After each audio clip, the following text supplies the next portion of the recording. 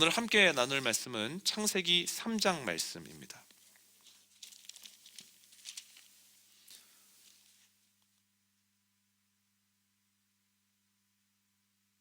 창세기 3장 8절로 13절 말씀을 저와 여러분이 한 절씩 교독하고 마지막 절은 함께 읽겠습니다. 제가 먼저 8절을 읽습니다. 그들이 그날 바람이 불 때 동산에 거니시는 여호와 하나님의 소리를 듣고 아담과 그의 아내가 여호와 하나님의 낯을 피하여 동산 나무 사이에 숨은지라.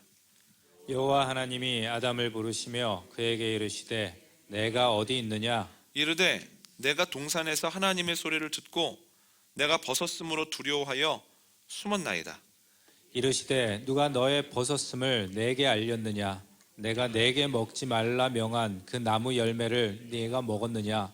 아담이 이르되 하나님이 주셔서 나와 함께 있게 하신 여자 그가 그 나무 열매를 내게 주므로 내가 먹었나이다. 여호와 하나님이 여자에게 이르시되 내가 어찌하여 이렇게 하였느냐? 여자가 이르되 뱀이 나를 꿰므로 내가 먹었나이다. 아멘. 유키즈 온 더 블럭이라고 하는 TV 프로그램이 있습니다.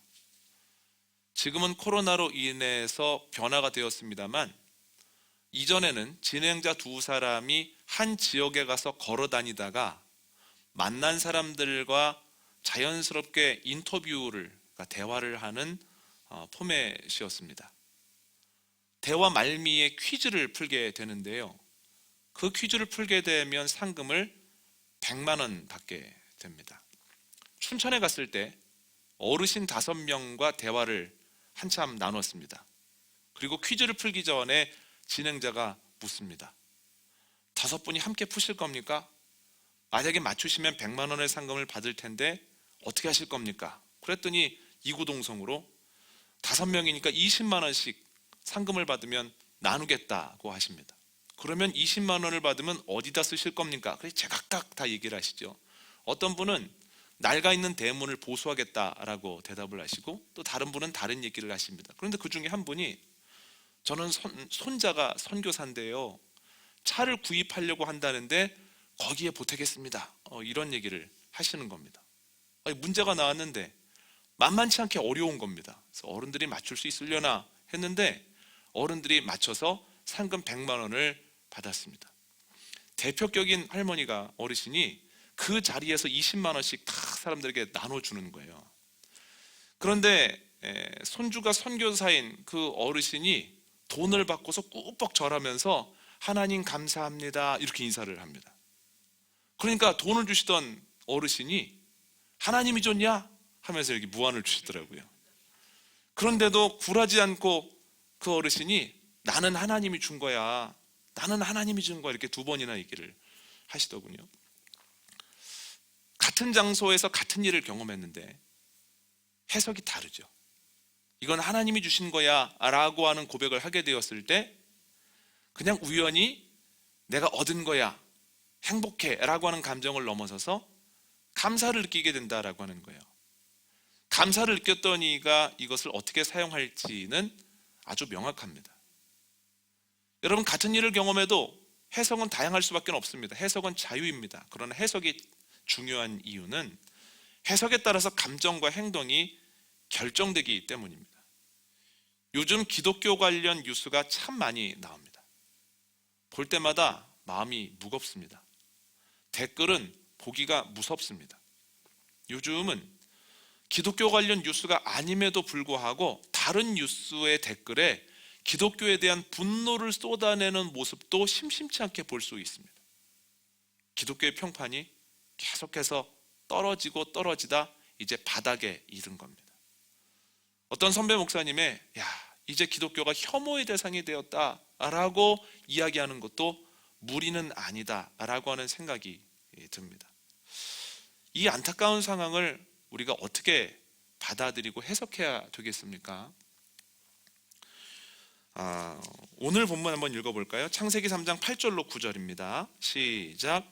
그들이 그날 바람이 불 때 동산에 거니시는 여호와 하나님의 소리를 듣고 아담과 그의 아내가 여호와 하나님의 낯을 피하여 동산 나무 사이에 숨은지라.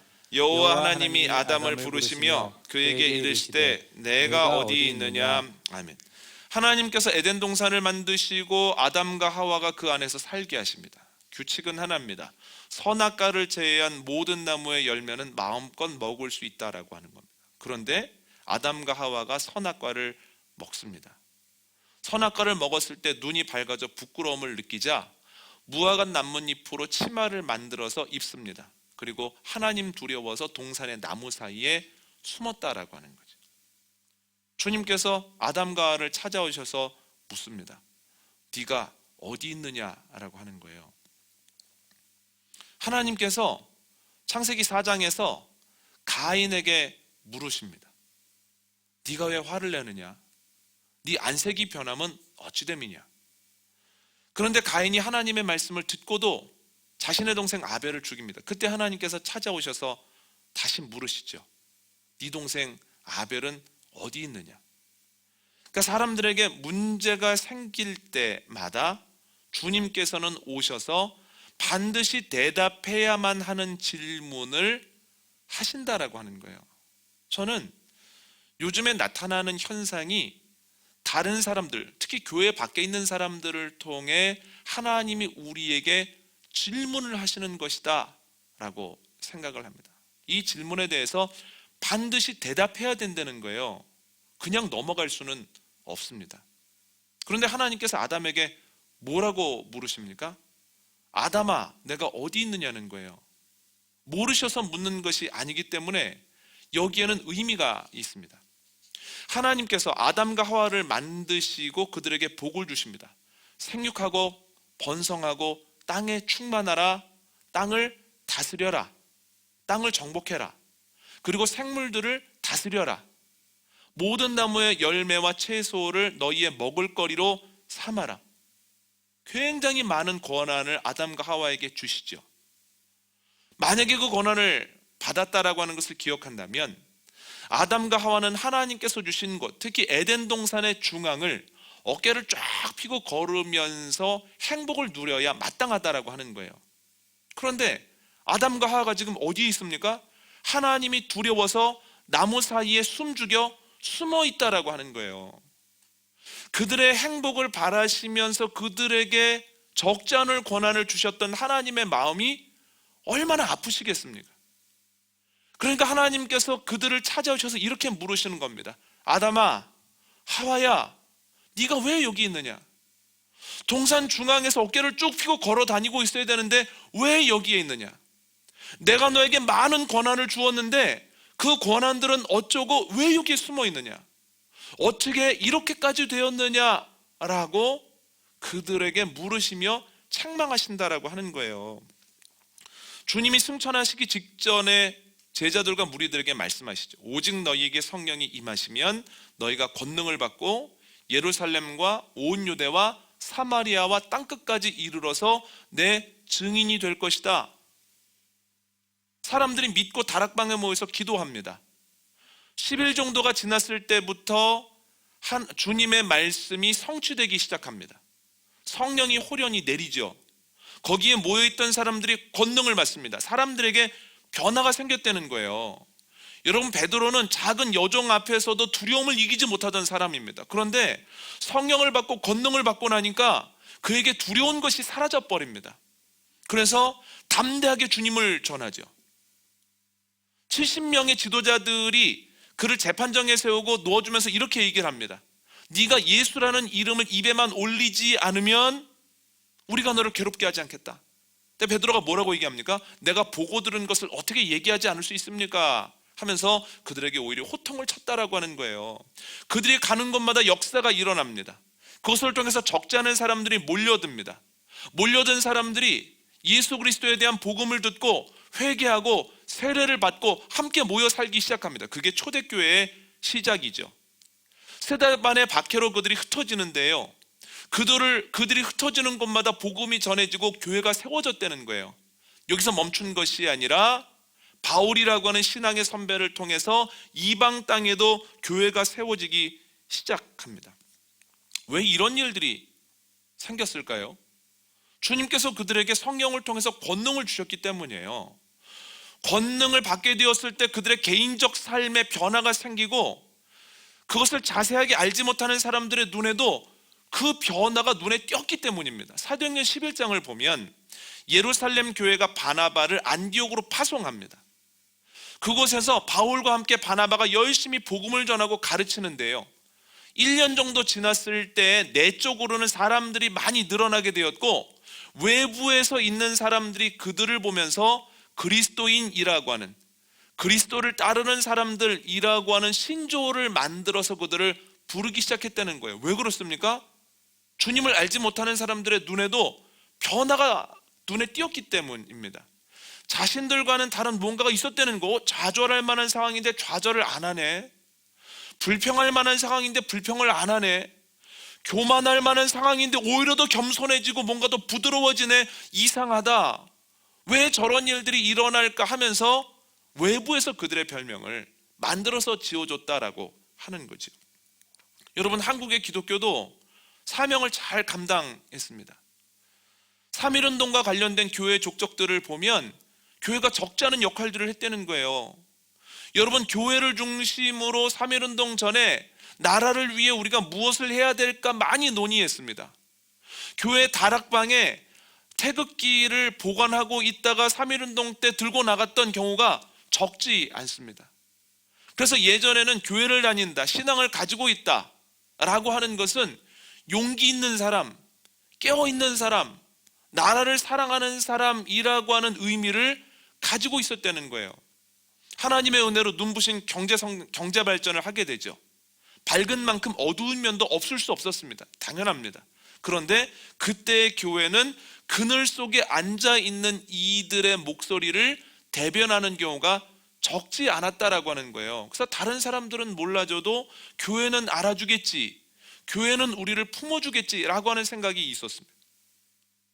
시간이 지나서 많이 경감되기는 했지만 그래도 교회를 다닌다라고 하는 말은 저 사람은 악하지 않아, 착해 라고 하는 의미로 쓰였고요, 저 가정에는 목회자가 몇 명이 있어, 장로님과 권사님이 많아 라고 하는 것은 저 집안은 참 선한 집안이야, 믿을 만한 집안이야 라고 하는 의미로 사용됐죠. 그런데 언제부터인가 교회와 사회의 구분이 없어졌습니다. 근데 시간이 조금 더 지나자 오히려 교회 다니는 사람들은 겉으로는 굉장히 고상한 것 같지만 내면에는 적지 않은 욕심을 가지고 있을 뿐만 아니라 더 욕심쟁이다 라고 하는 사람들의 인식이 생겨나죠.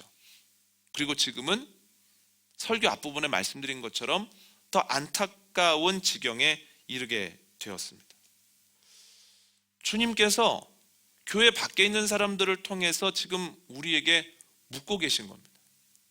내가 너희에게 권능을 줬는데, 빛과 소금으로 살 수 있는 능력을 주었는데 너희가 어떻게 이렇게까지 됐느냐, 네가 지금 어디 있느냐라고 하는 거죠. 이런 질문을 받는다라고 하는 것은 매우 안타까운 일입니다. 그러나 희망적인 것이 있습니다. 하나님께서 아담과 하와를 책망하시고 그를 에덴에서 내쫓으십니다. 그러니까 아담과 하와의 형편이 예전보다 훨씬 더 어려워졌습니다. 하와는 고통 속에서 아이를 출산해야 되고, 아담은 땅에 있는 가시덤불과 엉겅퀴와 싸워야 합니다. 그러니까 흙으로 돌아가는 날까지 얼굴에서 땀이 마를 날이 없었다라고 하는 거죠. 그런데 그렇게 어려워졌던 그들에게 희망이 있었는데 하나님께서 그들을 만드시고 약속하셨던 그 복이 여전히 유효했다라고 하는 거예요. 그 상황이 무척 어려워졌음에도 불구하고 결국은 주님 약속하신 대로 생육하고 번성하게 되었다라고 하는 겁니다. 그래서 주님께서 누군가에게 물어보시고 그들을 책망하시는 이유는 아직 그들을 버리지 않으셨다라고 하는 증거고, 하나님께서 그들에게 하셨던 약속이 여전히 유효하다라고 하는 반증이다라고 하는 거예요.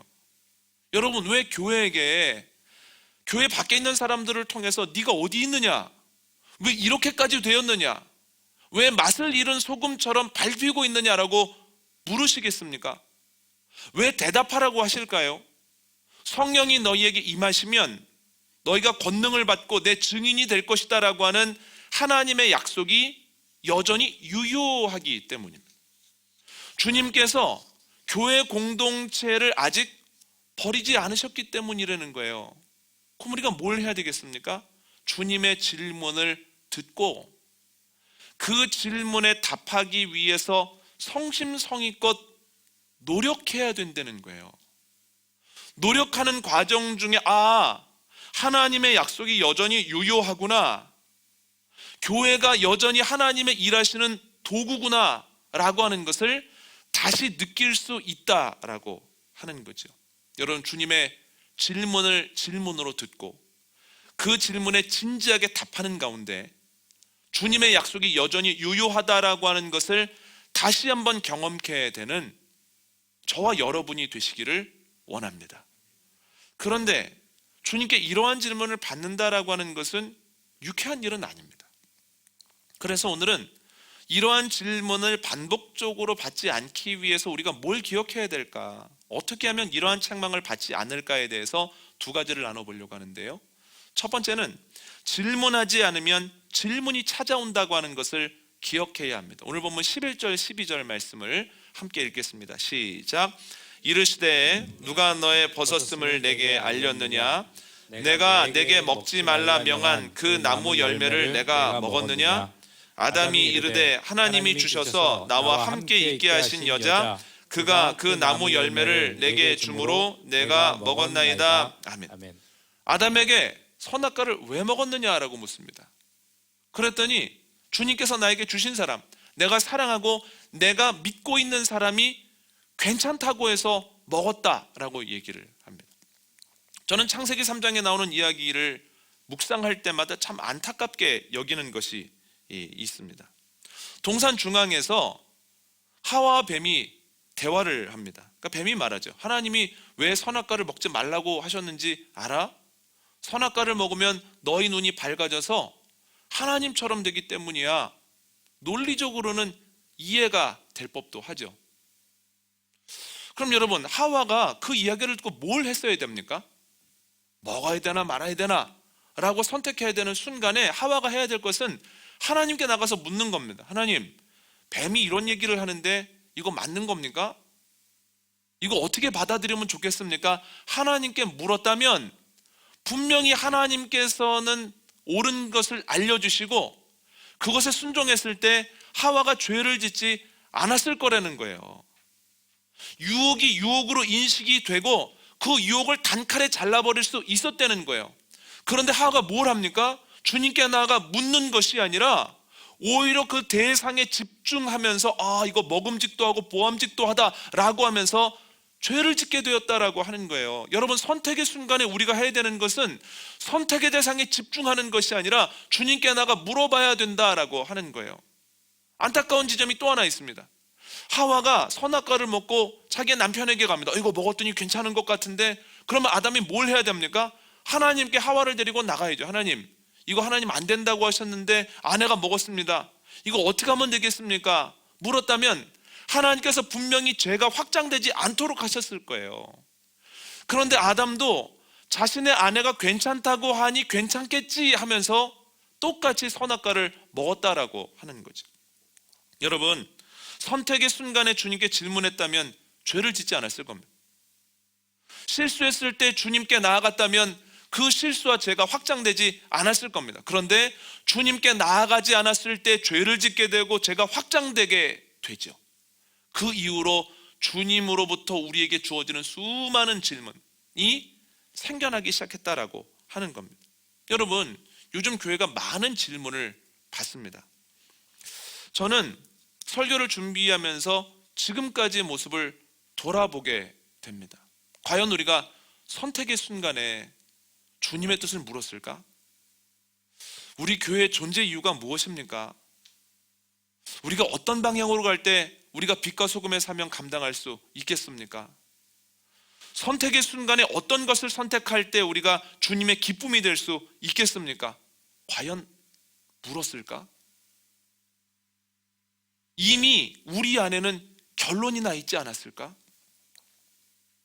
많아져야지, 커져야지, 유명해져야 돼 라고 하는 결론이 나 있지 않았을까?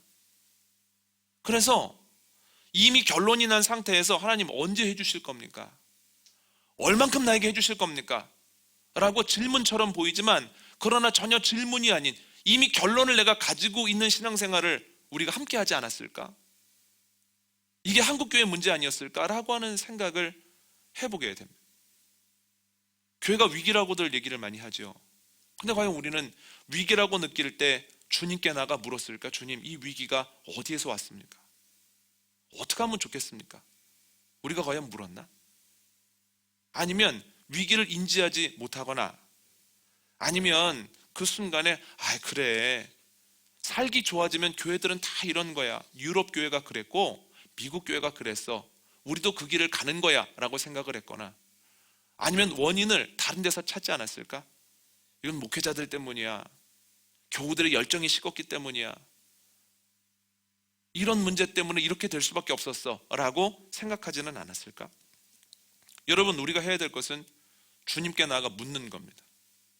선택의 순간에 나아가 주님께 물을 때 유혹을 유혹으로 인식할 수 있고 더 중요한 일에 집중할 수 있다라고 하는 거예요.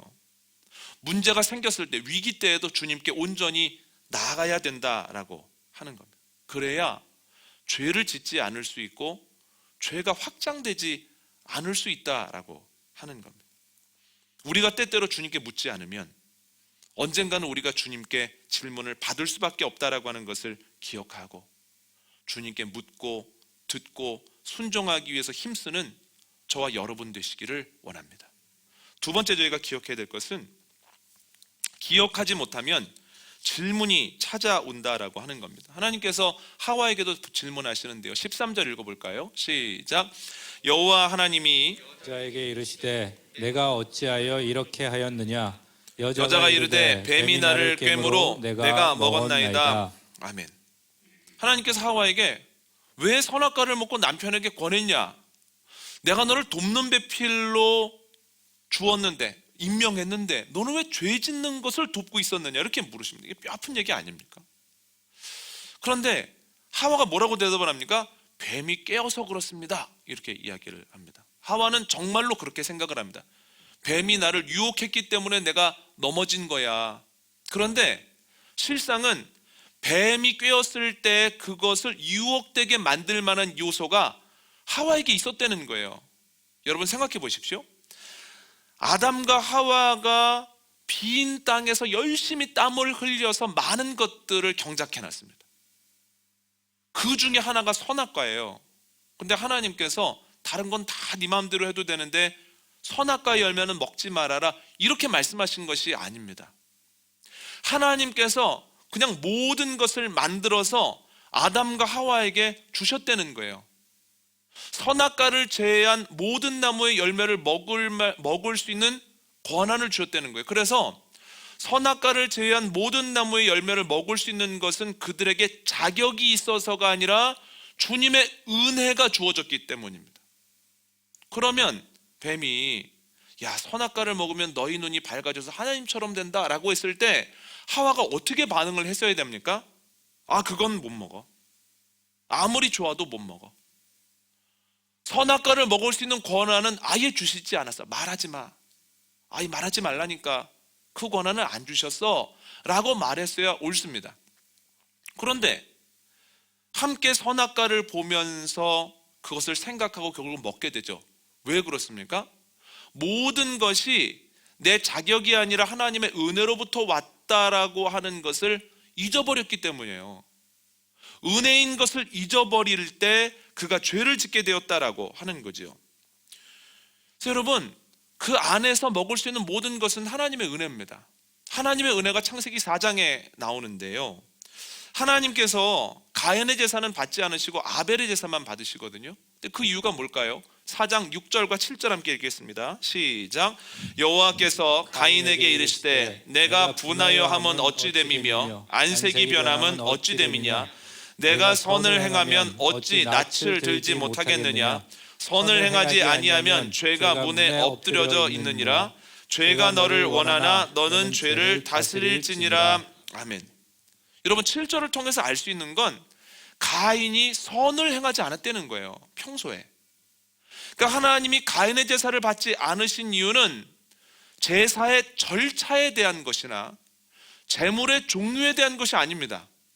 그러니까 평소의 삶이 하나님 보시기에 선한 것이 아니었을 때 하나님께서 그의 제사를 받아주시지 않았다는 거예요.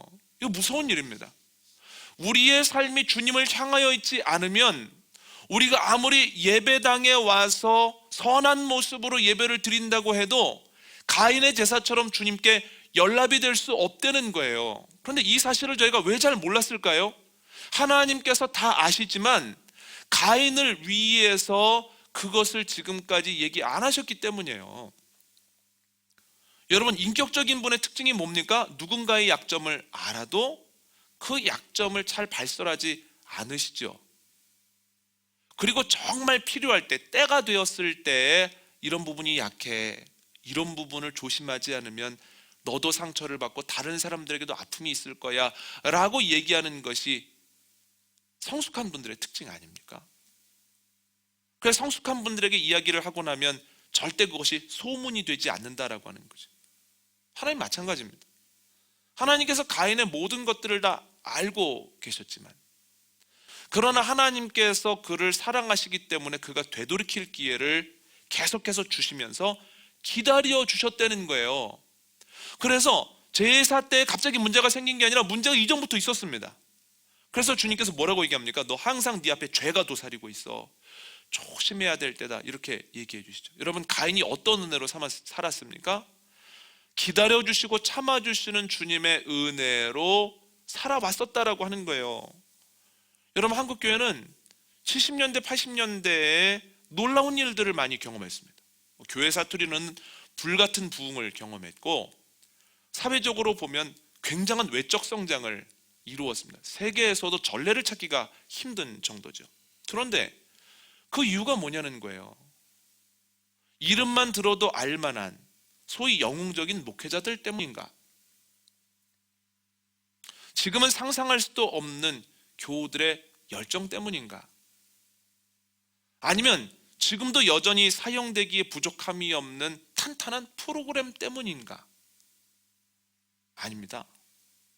하나님의 은혜라고밖에는 말할 수 없습니다. 비슷한 상황에 있는 국가들이 있었으나 그러나 이처럼 불같이 일어나진 않았습니다. 어려운 상황 속에서도 주님을 바라보기 위해서 힘쓰는 이들을 어여삐 여겨주신 주님의 사랑과 은혜 때문에 교회가 여기까지 왔다는 거예요. 여러분, 예전에는 말씀을 들을 수 있다고 하면 사경회를 위해서 애들을 업고 꽤 오랜 시간을 걸어가기도 했고요. 제가 어렸을 때만 해도 천막을 친 곳에 400~500명씩 모여서 뜨겁게 기도하기도 했습니다. 그뿐입니까? 지난주에 마음을 드리는 헌금, 주 앞에서의 헌금에 대해서도 말씀을 드렸지만, 예전에 어른들의 경우에 가장 많이 기억에 남는 것은 다름이로 헌금할 돈을 다리셨다는 거예요. 왜 그렇습니까? 조금이라도 더 온전한 상태에서 주님께 헌금을 드리기 위해서 그런 노력들을 했다는 거죠. 그러니까 예전에는 과부의 2렙돈 같은 헌금들이 많았고, 예전에는 하나님의 말씀에 대한 사모함이 있었습니다. 그러니까 그 모습을 보시고 주님께서 놀라운 은혜를 우리에게 부어주셨다라고 하는 거예요. 그런데 그것을 은혜로 받아들이지 않고 이건 목회자 때문이야, 교인들의 열정 때문이야, 혹은 이 프로그램 때문이야 라고 생각했을 때 교회가 급격하게 생명력을 잃어버리게 되었다라고 하는 거예요. 교회에 지금 문제가 생겼나요? 그렇지 않습니다. 하나님께서는 가인을 참아주시고 오래 기다려주셨던 것처럼 지금까지 교회를 오랫동안 지켜보시고 기다려 오셨다라고 하는 거예요. 근데 지금 말씀하시죠. 지금 돌이켜야 돼. 지금 돌이켜야만 살아. 지금 돌이킬 때 너희가 끝까지 쓰임을 받는다 라고 우리에게 말씀하신다라고 하는 거죠. 여러분, 은혜를 은혜로 아는 저와 여러분 되시기를 원합니다. 지금까지 내 노력과 실력으로 얻어내고 누리게 된 것이 아니라 주님을 바라보려고 노력하는 이 마음 기쁘게 받아주신 주님께서 허락해 주신 겁니다. 저는 허물투성이지만 그러나 그 허물투성이인 저를 주님께서 기다려주시고 주님께서 품어주셨기 때문에 제가 지금 이 자리에 있습니다 라고 하는 은혜를 기억하게 되어질 때 우리가 다시 제자리로 돌아가게 되고 주님께 받은 그 능력을 다시 사용할 수 있다라고 하는 거죠. 은혜를 은혜로 인식하는 저와 여러분 되시기를 원합니다. 오늘 말씀 정리합니다. 하나님은 코로나 상황 속에서 교회 밖에 있는 사람들을 통해서 우리에게 물으십니다. 너 지금 어디 있느냐? 왜 이렇게까지 되었느냐? 질문하시는 이유는 여전히 주님의 약속이 유효하고 주님께서 여전히 우리에게 희망을 가지고 계시기 때문입니다. 그럼 우리가 뭘 해야 되겠습니까? 주님의 질문을 듣고 최선을 다하여 그 질문에 답을 해야 된다는 거예요. 그럼 다시 회복합니다. 그런데 이런 일을 다시 반복하지 않기 위해서 우리가 기억해야 될 것이 두 가지인데요. 첫 번째는 질문하지 않을 때에 질문이 찾아온다라고 하는 거예요. 그래서 우리가 해야 되는 것은 질문입니다.